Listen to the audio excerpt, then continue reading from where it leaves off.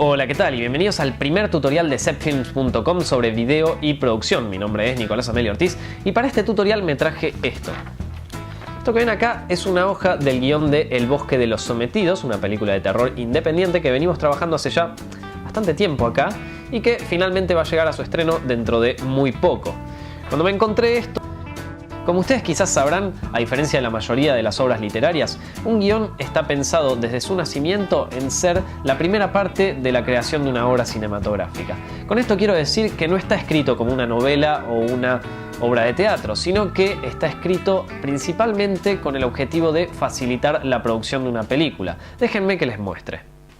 Un guión está repartido por escenas. Cada una de estas escenas marca el lugar donde ocurre la acción que ustedes quieren contar. Por lo tanto, lo más importante en una escena es la locación o el sitio donde ocurren los hechos. Por eso, al lado de cada escena, ustedes inmediatamente tienen que escribir dónde ocurre la misma. Por ejemplo, su escena puede ser en la cabina de una nave espacial, el comedor de una casa o un bosque en el medio de la ruta. Como dije, un guión está hecho para facilitar la producción, entonces es importante que además de la locación donde ocurre la escena, ustedes anoten el tiempo en que pasa. Con esto ustedes pueden saber bien los horarios en donde tienen que filmar, las luces que tienen que llevar, etc. No es lo mismo una escena en el bosque de día que una en el bosque de noche. Se requieren más luces, quizás haya que llevar un generador, hay que llevar comida para la cena, en fin. Creo que con eso se dan una idea de lo importante. Una vez que tienen esto, lo que queda es describir la acción de lo que está pasando en la escena. La descripción en general tiene que ser lo más clara y simple posible, ya que en base a esta, toda la producción va a poder darse una idea de lo que tienen que filmar. Tomemos como ejemplo esta escena. Interior campo de tiro, día. Estudiantes de la policía se encuentran disparando en línea. Mientras cruzamos la línea podemos ver a Juan disparando y cambiando rápidamente el cartucho de su Beretta 92F. Es un tirador perfecto. Como ven, no es lo más literario del mundo, ni tampoco lo más poético, pero cumple con su cometido principal, que es ayudar a que se pueda realizar bien la película. En la descripción de esta escena podemos entender perfectamente lo que sucede, dónde ocurre, quiénes están involucrados, qué objetos y vestuarios se necesitan para lograr esta escena y hasta se nos puede ocurrir el plano para filmar esto. Así que podemos decir que está bien escrita, por más de que literariamente no llame mucho la atención. Recuerden, no estamos escribiendo una novela, sino que estamos escribiendo para hacer una película. Son dos conceptos distintos. Más allá de las descripciones, ustedes pueden tener diálogos en los cuales tendría que aparecer arriba el nombre del personaje en mayúsculas y abajo sus líneas de diálogo. Los diálogos se escriben centrados, ya que ayudan a distinguir la acción de la palabra dentro del guión mucho más fácilmente. Básicamente, estos son los datos que ustedes necesitan para poder empezar a escribir. Que nosotros tengamos ganas de leer un guión o de ver la película basada en ese guión. Obviamente, para saber eso tendríamos que sentarnos a ver un montón de películas buenas y revisar si hay algún patrón, si hay algo que las una de cierta manera, ¿no? Bueno, todo esto lo hizo una persona en los años 70, se llama Sid Field, y lo llamó el paradigma, lo que sería como la estructura de base de una historia, un guión o una obra de teatro. En realidad, hay alguien que escribió sobre esto antes de Sid Field, mucho antes en realidad. Un filósofo que se llamaba Aristóteles plantó las primeras ideas de lo que vendría a ser la estructura de una obra de teatro, en todo caso de la tragedia griega. Obviamente, después con el tiempo nos dimos cuenta de que ese paradigma que planteó Aristóteles también se puede aplicar a las películas. Y es lo que hace Sid Field en su libro. Así que vamos a explicar un poco cómo funciona esto.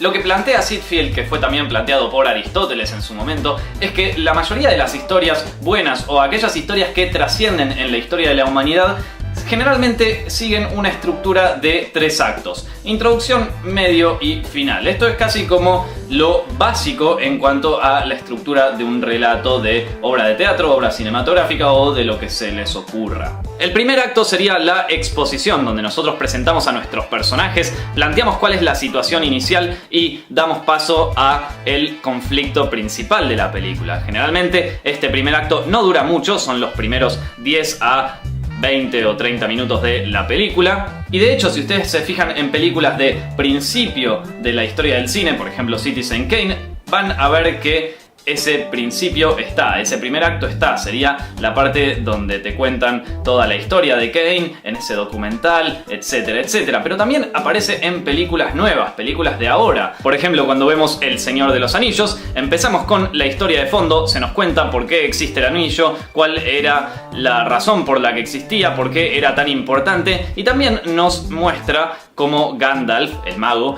llega hacia la comarca para buscarlo a Frodo. O sea que plantea el conflicto principal y cómo se van relacionando los personajes. El segundo acto es el conflicto, es donde empieza a haber problemas, donde se desarrolla toda la parte intermedia de la película. Generalmente acá es donde al personaje principal empiezan a aparecerle cosas y problemas que le impiden llegar a su objetivo final. Esto se puede ver, por ejemplo, muy claramente en las películas de policiales. En el punto medio de la película es donde al detective se le empiezan a poner obstáculos para que no encuentre quién fue el asesino o quién fue el ladrón. El desarrollo de la película, el segundo acto, lo que vendría a ser la parte media de nuestro largometraje, se define por eso, por el conflicto. Acá siempre hay problemas. Si no hay conflicto, no hay segunda parte, no hay personaje, no hay vida, no hay guión. Por último, el tercer acto de nuestro paradigma marcaría la resolución de nuestra historia, cómo se solucionan los problemas que se plantearon en el segundo y en el primer acto.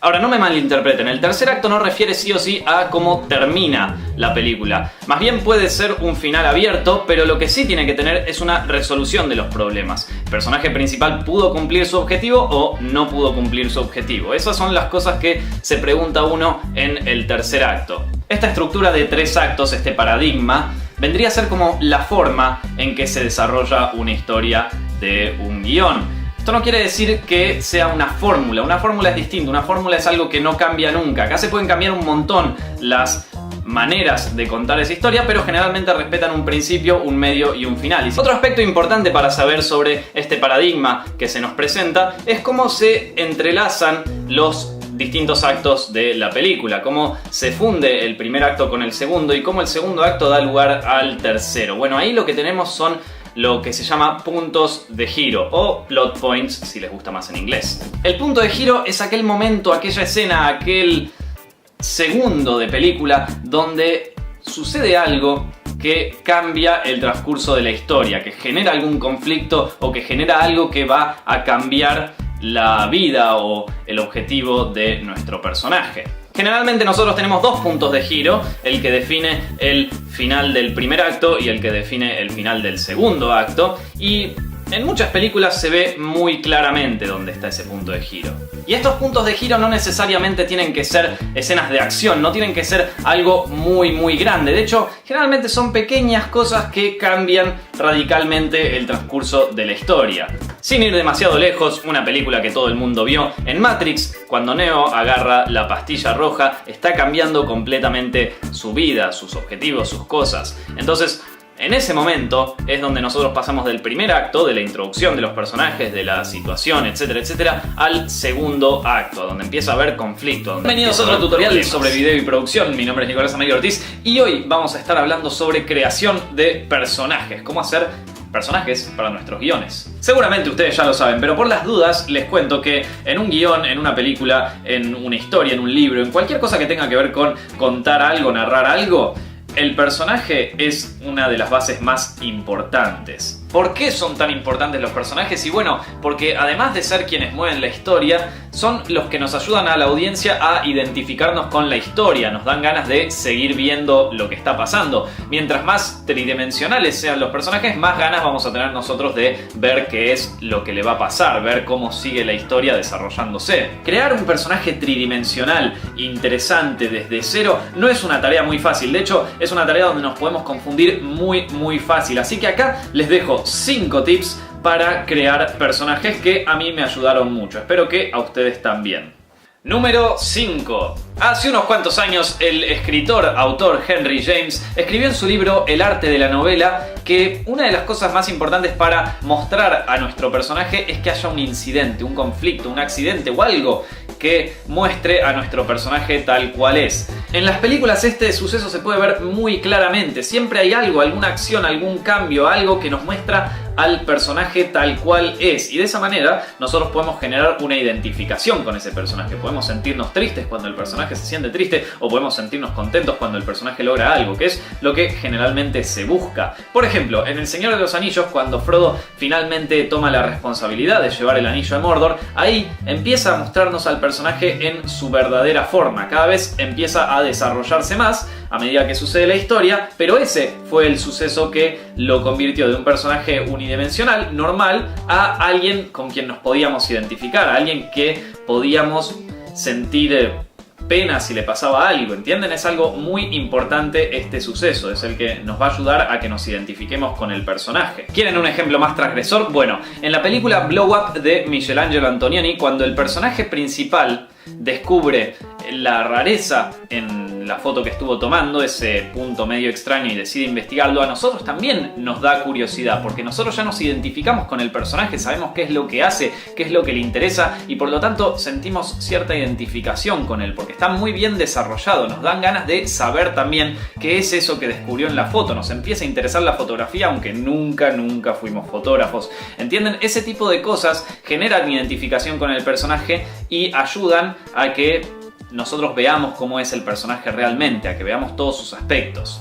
Número 4. Waldo Salt, un muy buen guionista de Hollywood, y no solamente un buen guionista, él estuvo en las listas negras de Hollywood, así que aparte de buen guionista era un verdadero rebelde contra el sistema. Decía que lo que a él más le parecía necesario para crear un buen personaje era una necesidad dramática, un objetivo del personaje. Si lo pensamos bien, el tipo tenía razón. Realmente crearle un objetivo al personaje nos puede ayudar en dos aspectos para nuestra película. Por un lado, lo convierte en alguien más tridimensional, nos muestra las distintas facetas que tiene este personaje para lograr su objetivo, y por otro lado nos ayuda a generar conflicto, nos ayuda a desarrollar el segundo acto. Fíjense que si nuestro personaje tiene un objetivo, nosotros como guionistas podemos meterle trabas al personaje, podemos hacerle la vida imposible para que no logre ese objetivo, y de esta manera generar un conflicto en el segundo acto, desarrollar nuestro segundo acto y hacerlo más interesante para la audiencia. Obviamente, de esta manera la gente se va a identificar con el personaje y va a querer que logre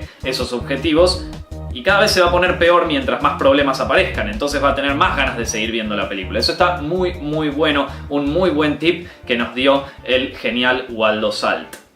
Número 3. Conocer bien a nuestro personaje. Básicamente eso. Cuando nosotros vamos a ver una película, cualquiera que sea, generalmente vemos una fracción de la vida de este personaje, lo que llamaríamos la vida exterior. Ahora, nuestro personaje no arrancó su vida con la película, no es que ahí está en cero. De hecho, hay toda una historia de fondo detrás que nos puede ayudar a desarrollar a nuestro personaje. ¿Qué hacía nuestro personaje antes de que arrancara la película? ¿A qué se dedicaba? ¿Con quién se veía? ¿Quiénes eran sus amigos? ¿Cómo empezó la vida de nuestro personaje? Esto se llama vida interior y se puede solucionar muy bien si nosotros le creamos una biografía a nuestro personaje, si nosotros conocemos bien a nuestro personaje desde que empezó su vida hasta donde estamos nosotros parados en la película. Construirle una biografía a nuestro personaje es algo muy útil. De hecho, nos puede revelar cosas como cuántos años tiene, dónde nació, en qué idioma habla. Todas esas cosas nos ayudan a que el personaje no sea de cartón, no sea algo completamente simple, sino que tenga algo más, sea completamente único, lo hayamos creado desde cero. Eso ayuda mucho a entender a nuestro personaje, a conocerlo bien y a que sea más interesante durante la película. Cosas que le hayan pasado antes de que arrancara la película pueden afectar en cómo se va desarrollando durante esa vida exterior que aparece en el film. Número 2.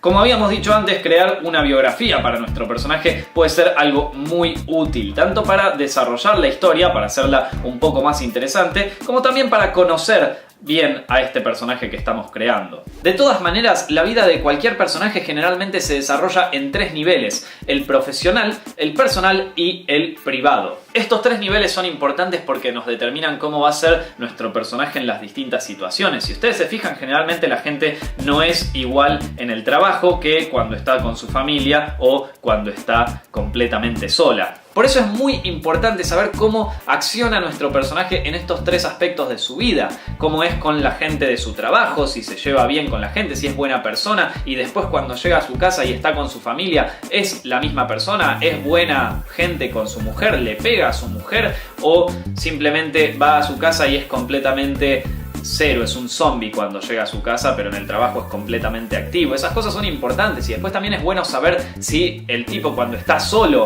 es una persona igual a como cuando es en el trabajo, o es mucho más tímido cuando se encuentra en una situación completamente solitaria. Ese tipo de cosas son importantes de saber, ayudan a darle profundidad al personaje. Y obviamente, si tenemos un personaje con más profundidad, la audiencia se puede identificar más fácil con él y va a tener ganas de saber lo que le pasa a este personaje.